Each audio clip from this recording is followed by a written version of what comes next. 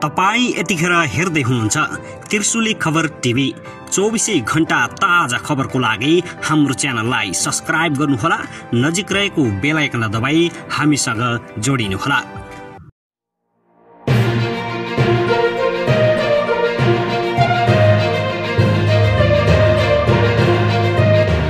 दर्शकबिन नमस्कार, तपाईहरु यतिखेर हेर्दै हुनुहुन्छ त्रिशुली खबर टिभी।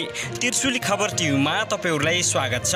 यदि हाम्रो च्यानललाई अहिलेसम्म सब्स्क्राइब गर्नु भएको छैन भने सब्स्क्राइब गरी नजिक रहेको बेल आइकन दबाई हामीसँग जोडिनु होला।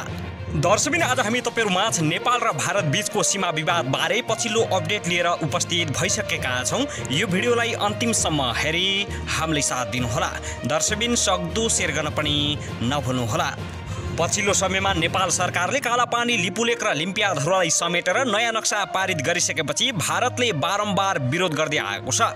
दर्शकबिन भर्खरै मात्रै प्राप्त समाचार अनुसार छिमेकी भारतबाट अतिक्रमित कालापानी क्षेत्रमा पर्ने 3 गाउँहरू कोटी, नाबी र गोन्जीको नाम धेरै सुनेका छन्। तर ती गाउँको बसोबास, जनसङ्ख्या लगायत सामाजिक पक्षबारे अहिलेसम्म कुनै पनि तथ्य उजागर हुन सकेको छैन।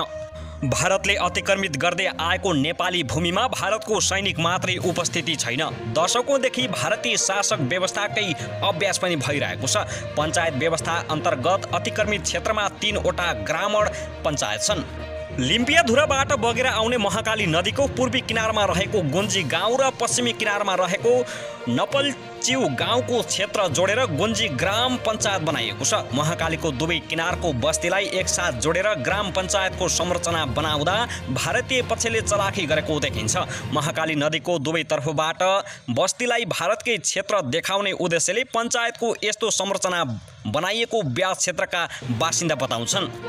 भारतले धेरै स्थानमा नेपाली भूभाग कब्जा गरे पनि अतिक्रमित भूभाग मध्ये सामरिक दृष्टिले सबैभन्दा महत्त्वपूर्ण देखि लिम्पियाधुरा क्षेत्रबाट नहट्ने र सुनियोजित कार्यक्रमका साथ भारत अघि बढेको देखिन्छ। प्रारम्भमा नेपालसँग समझदारी गर्दै मातृकाको प्रधानमन्त्रीत्व कालमा नेपालको उत्तरी सीमा नाका 18 स्थानमा आफ्ना सैनिक क्याम्प राखेको भारतले अन्य 17 वटा क्याम्प हटाउँदा यो क्षेत्रमा यथावत बसिराख्नुले यही यथार्थको उजागर गरेको छ। भारतले यसलाई आफ्नो राजनीतिक नक्साभित्र पारी मानव सरोवर जाने मार्ग निर्माण गरेर विविध रक्षा मन्त्रीबाट उद्घाटन गरिसकेपछि मात्र नेपालको ध्यान आकर्षित हुन पुगेको हो। लिपुलेकमा पछिल्लो समय भारतीय र चिनिया सैनिकको मुभमेन्ट बढेको छ। सन् 1816 को सुगौली सन्धि अनुसार लिपुलेक नेपाली भूभाग हो र चीनसँगको नेपाली सीमा पनि हो। तर कब्जा जमाइरहेको भारत लिपुलेकलाई त्रिदेशीय सीमा भनिरहेको छ। यसै आधारमा भारतले नेपाली भूमिमा सैन्य उपस्थिति पनि बढाएको छ। प्रतिक्रियाका स्वरूप चीनले पनि सक्रियता बढाइरहेको समाचार बाहिरिएका छन्। लद्दाखको झडपपछि दुई छिमेकी बीच तनावको स्थिति सिर्जना भएका बेला सैनिकको रणभूमिको मैदान बन्न नदिन लिपुलेकमा नेपाली सुरक्षाकर्मीको उपस्थिति हुनुपर्ने माग जनस्तर सरकारवाला निकायबाट उठिरहेको छ। तर नेपाली सुरक्षाकर्मीको उपस्थिति भने तिङ्कर भन्ज्याङ स्थित नेपाल चीन 1 नम्बर पिल्लरसम्म मात्रै छ। त्यहाँबाट लिपुलेक करिब 7 किलोमिटरको दूरीमा छ। आखिर किन जान सक्दैन त नेपाली सुरक्षाकर्मी? काठमाडौँ र देशका अन्य भूभागका मानिसले भने जस्तो सजिलो छैन लिपुलेकमा नेपाली सुरक्षाकर्मीले गस्ती गर्न।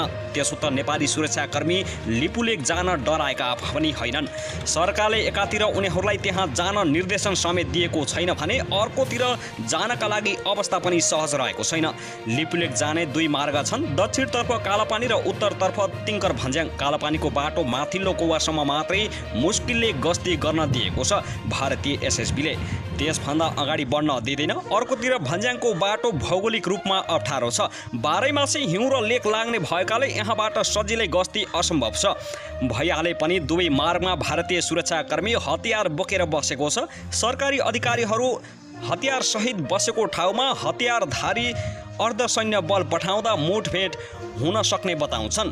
गृहमन्त्री रामबहादुर थापाका सुरक्षा सल्लाहकार इन्द्रजीसी राई लिपुलेक विवादित क्षेत्र भएको र त्यहाँ सुरक्षाकर्मी पठाउँदा मुठभेड हुने खतरा देख्छन्। लिम्पियाधुरा लिपुलेक कालापानी क्षेत्रका जानकार तथा बीओपी स्थापनाका लागि छाङहरू पुगेर भारतीय सुरक्षाकर्मीसँग कुराकानी समेत गरेका राईले लिपुलेकमा गस्ती जानै गाह्रो भएको बताएका छन्। लिपुलेक गस्ती गएर पनि के गर्ने उनले प्रश्न गरे। लेकमा जानै गाह्रो छ। छ। त्रिदेशीय सीमा भन्दै भारतले लिपुलेकमा आफ्नो सुरक्षाकर्मी राखेको बताउँदै नेपाली भूमि भए पनि तत्कालै गस्ती पठाउन सम्भव नभएको उनले बताएका छन्। लिपुलेकमा भारतीय र चिनिया सैनिकको उपस्थितिलाई उनी लद्दाख र सिक्किमको नाथुला पासको भएको झडपसँग जोडेर हेर्छन्। दुवैको तनाव बढेकाले लिपुलेकमा सैन्य गतिविधि बढाएका हुन्। सामान्य अवस्थामा भारतीय सुरक्षाकर्मी तलै बस्छ। कालापानी हाम्रो मुख्य मुद्दा हो। वार्ताका लागि कूटनीतिक पहल हुँदैछ, सुरक्षा सल्लाहकार राई भन्छन्। सन् 2015 को भारत र चीनको सम्झौतामा नेपाललाई बाइपास गरिएपछि लिपुलेकमा भारतीय मनोबल बढेको र सडक निर्माणलाई पनि तीव्रता दिएको राईको भनाइ छ। आगामी दिनमा गस्ती र चौकी राख्न गृह कार्य भइरहेको छ। चौकी राख्न उपयुक्त स्थान हेरिरहेको अवस्था छ। भारतीय सुरक्षाकर्मीले अहिले कालापानी र लिपुलेकमा नेपालीलाई हिँड्न पनि नदिएको र गस्तीमा पनि सशस्त्र प्रहरीलाई भारतीय एसएसबी र आइटिबिपीले रोक्दै आएको बताउँदै राईले भने, जहाँसम्म जान दिएको छ त्यहाँसम्म गइरहेका छौँ। रोक्न खोज्दा अगाडि बढ्यो विवाद र मुठभेड हुन सक्छ। उनले रोक्न खोज्ने, हामी जान खोज्ने गर्यो भने समस्या झनै बढ्न सक्छ। सरकारले भारत र चीनसँगै वार्ताका लागि कूटनीतिक पहल गरिरहेको बताउँछन्। वार्ताद्वारा त्यो एरियालाई स्पष्ट पारेर अघि बढ्छौँ। उनले भने, जसको शक्ति उसको भक्ति भने छ। कमजोर राष्ट्र भएर फोर्सद्वारा भिड्नु भएन। तीनवटै देश वार्तामा बसेर निकास निकाल्नुपर्छ। विदेश मामिला विज्ञ एवं सुरक्षाविद डा दीपक प्रकाश भट्ट अहिलेको अवस्थामा लिपुलेकमा नेपाली सुरक्षाकर्मी जानै नसक्ने बताउँछन्। लिपुलेक खोलालाई त्यसैगरी सीमा सुरक्षाको जिम्मेवारी अर्धसैन्य बल सशस्त्र प्रहरीले मातृभूमि जोगाउन तयार रहेको जनाएको छ। सशस्त्र प्रहरी प्रवक्ता डिआइजी राजु अर्यालले सरकारले दिएको जिम्मेवारी पूरा गर्दै नेपाली भूमि जोगाउन लागिरहेको बताएका छन्। तोकेको हाम्रो इलाकामा नियमित गस्ती भइरहेको छ। नेपाली भूमि जोगाउन तयार छौँ। उनले भने, डिआइजी अर्यालका अनुसार लिपुलेक गस्ती नभए पनि कालापानी नजिक माथिल्लो कौवा र तिङ्करमा सशस्त्रको बिओपी स्थापनाको प्रक्रिया सुरु भइसकेको छ। सशस्त्रको 44 नम्बर गढ हेडक्वार्टर दार्चुलाका गणपति एसपी नरेन्द्र बम जिम्मेवारी पाएको सबै क्षेत्रमा नियमित सीमा गस्ती र पट्रोल भइसकेको बताउँछन्। विवादित क्षेत्रमा हामी गएका छैनौँ। हामीले जिम्मेवारी पाएको 1 नम्बर पिल्लरसम्म नियमित गस्ती भइरहेको छ। उनका अनुसार भदौ 11 गते मात्रै 1 नम्बर पिल्लरको गस्ती गरेर सहीको नेतृत्वमा सशस्त्र टोली फर्किएको छ। पिल्लरको अवस्था ठिक छ। अवस्था सामान्य रहेको रिपोर्टिङ टोलीले गरेको छ। सशस्त्र दार्चुलाका एक पूर्व अधिकारी भने, विथ आर्म सहित बसेको इन्डियन आर्मीको पोस्टमा हामी हतियारसहित कसरी जाने? ड्रिम क्याम्पसँग त गएकै छौँ कि त भिड्नु पर्यो? काठमाडौँमा लिपुलेकमा किन गएन भनेर हल्ला गरेर हुन्छ? रियालिटी बुझ्नु पर्दैन, उनले प्रश्न गर्छन्। लिपुलेकमा मुठभेडको खतरा रहँदा कालापानी क्षेत्रमा भने भारतीय र नेपाली सुरक्षाकर्मी पटक पटक आम्ने सामने भएका छन्। छाङहरूमा बिओपी स्थापना भई सशस्त्र प्रहरीले गस्ती थालेपछि भारतीय सुरक्षाकर्मी झन तल ओर्लिएका छन्।